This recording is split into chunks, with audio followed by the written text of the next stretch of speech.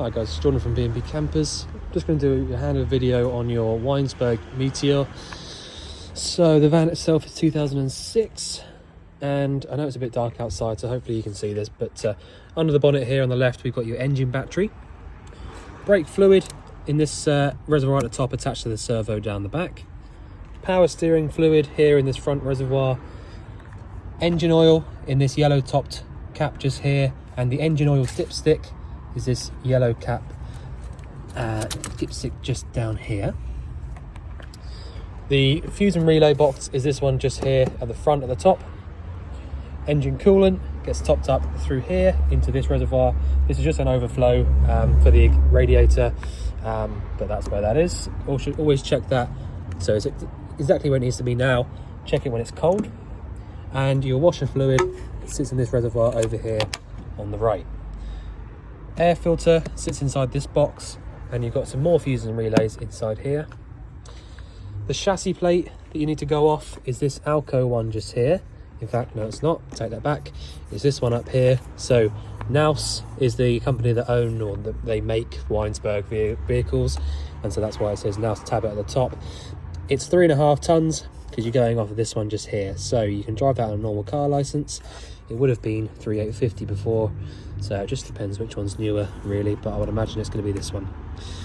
So that's all there. Your paint code as well is up here. It should be 249, oh no, 210. So Fiat 210. They're both just different types of Fiat white. Inside this cap just here is your diesel filler cap. You will need your ignition key to get that open. Gas locker just here. So it's gas locker and fresh water locker as well. So you've got the gas bottles themselves. Anti-clockwise round to the left turns the bottle on.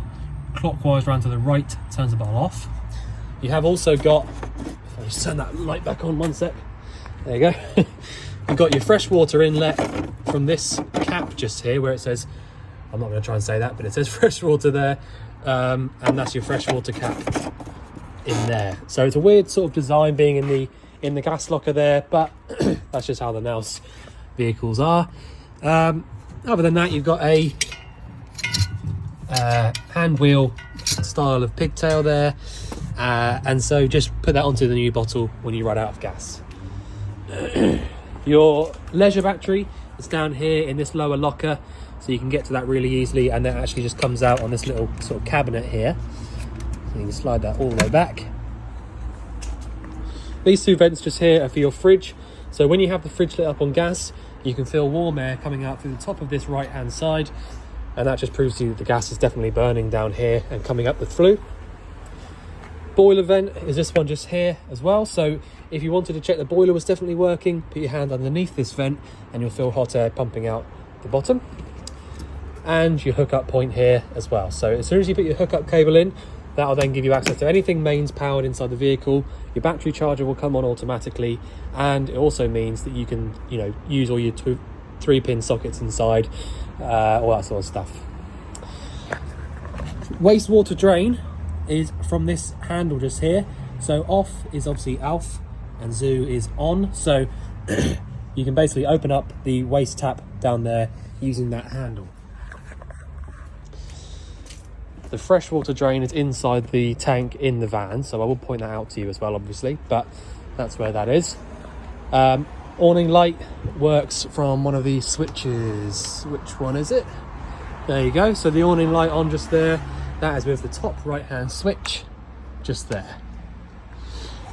Toilet cassette locker, really simple. To pull the actual cassette out, lift up on the little yellow tab at the bottom and pull it towards you. All you need to do is basically empty it out from here. So you twist this around and take the cap off. When you're emptying it out, push and hold the little yellow button down. But otherwise it really is as simple as that. You just push it back away, all the way in, and that's it. You've got a freshwater flush, so you haven't got to worry about any flush fluid. It's just purely, if you've got a little bit of fresh water in the tank, you can flush the toilet.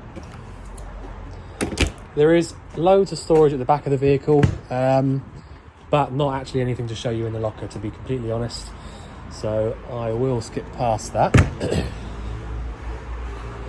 In all honesty, I'm trying to beat the the darkness coming in so you can actually see something while I'm doing the video.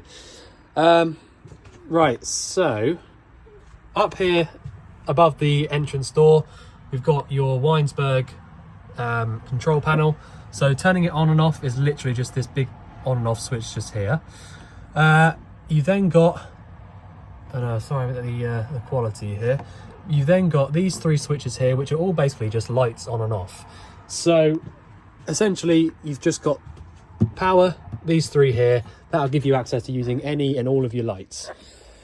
Once you've got that on, you can then go around and play around with whichever lights you want. You know, there's lights in all these nice little places here, so it lights up all of these angular pieces. You've got lights above all of the cupboards there. There's even lights inside this cupboard here, so it's all, you know, it looks really, really nice in here. Before I forget, you've got an electric opening skylight here, so you push and hold on that, whichever way it is. There you go. So that opens up on a switch and back down until it stops. Okay, so lights, those 3 and the main switch. You've then got your pump switch just here, so the pump switch is on. Freshwater level and wastewater level, so the wastewater is empty. You've then got your which one's that? So that should be your leisure battery voltage, and this one is your vehicle battery voltage. So that's a bit low, but it's because we haven't started it for a while. So leisure, vehicle. Also, you've got the solar panel fitted to the roof, and because it's dark outside, it's obviously not doing anything at all right now because it's not, you know, there's no sunlight on it. So, but that's up there. The original box for it just here as well, so you can have a look through that if you like in the future. Okay, so what else have we got? Any other lights? There we go. Okay, so that's a control panel. You've then also got your Truma. In fact, I'll tell you what I'm going to do. I'm going to leave these 2 just here so that I can do another video with the light on in a minute, on the camera I mean, because I can't turn it on the video. So what I'm going to do is I'm going to leave those for a minute, and then I'll do another video at the end and send you 2, just because you can't really see it.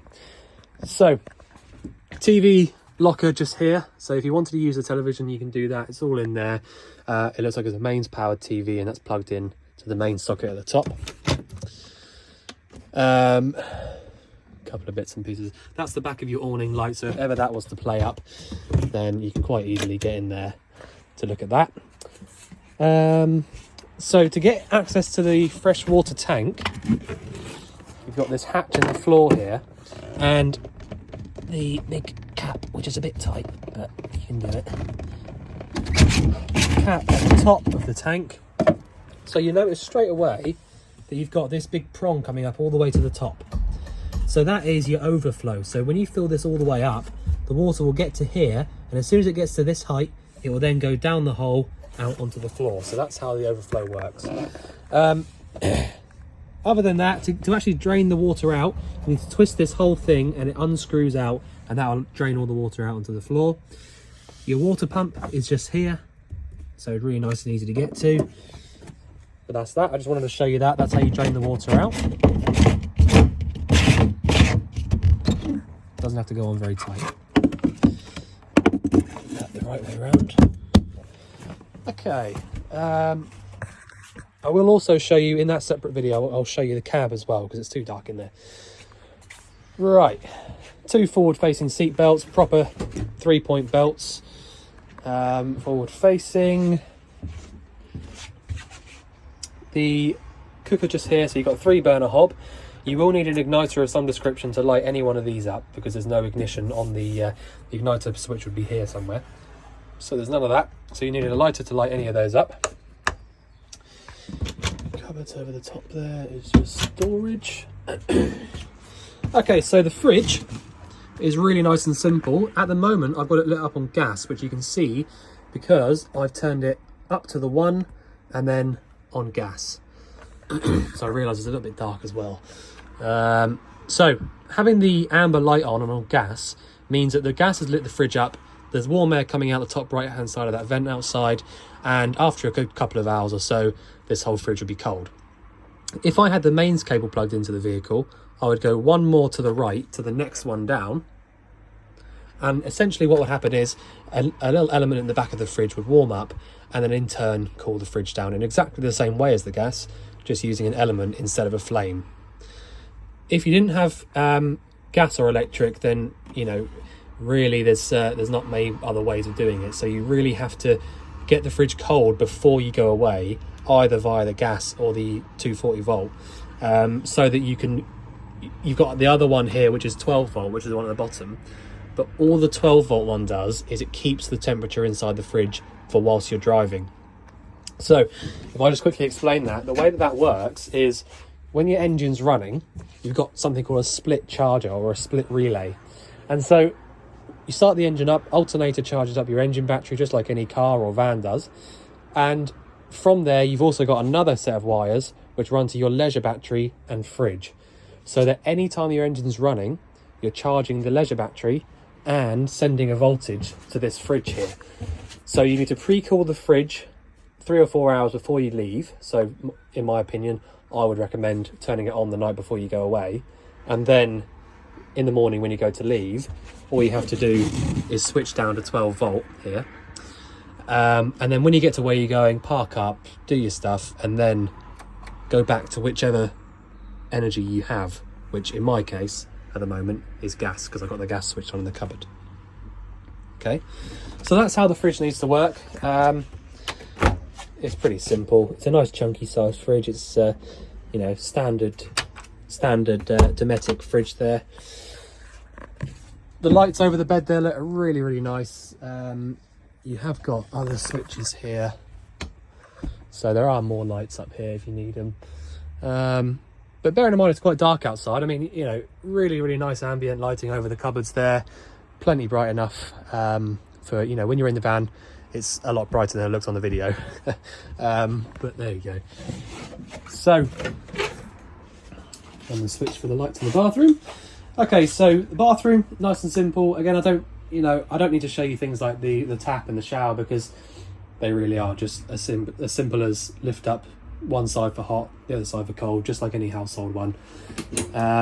The cupboard up here is a push handle one there to get that to open. The same on a lot of the motorhomes. So the toilet really is the one I want to show you. Now, like I said, you've got the freshwater flush in here, so you don't have to have any separate flush fluid or anything like that. So all you need to do, press the button, and if you had water in the van, there's a little bit coming through there. If you had water, it would pump through. So that's how you flush the toilet. To drain it out into the cassette, which side are we? Down here. Open it up to drain into the cassette and close it back over when you're finished. And that's it. Again, the shower is obviously behind the screen just here. Something holding that in place. There you go. So pull that through, and then you should be able to see the shower bits and pieces there. So that really needs to be completely open, or completely across, in order to work. The heating and hot water stuff is kind of the most important thing, really. So when I go through that, I will sort of pay special attention to showing you how it all works and things. You've got your TV aerial point up here, and your TV aerial booster as well, and the light in there, which is nice. When you shut the door, it turns off, so that's a nice little thing to have.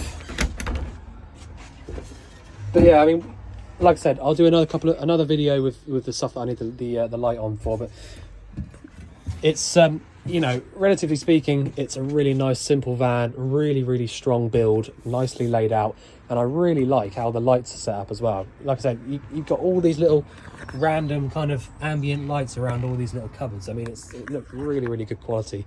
We've got a Concorde over there which has got the same kind of idea, where above all the cupboards it has the exact same sort of LED strip lighting above them, and it's really, really nice. So wait to have a look at the other video as well, so I can show you how the heating and hot water system works, and various bits and pieces in the cab, because I know you've got a lot of nice extras in the cab there for the age of the vehicle. So I will go through that in just a minute. So I'll see you on the other video. Thanks very much.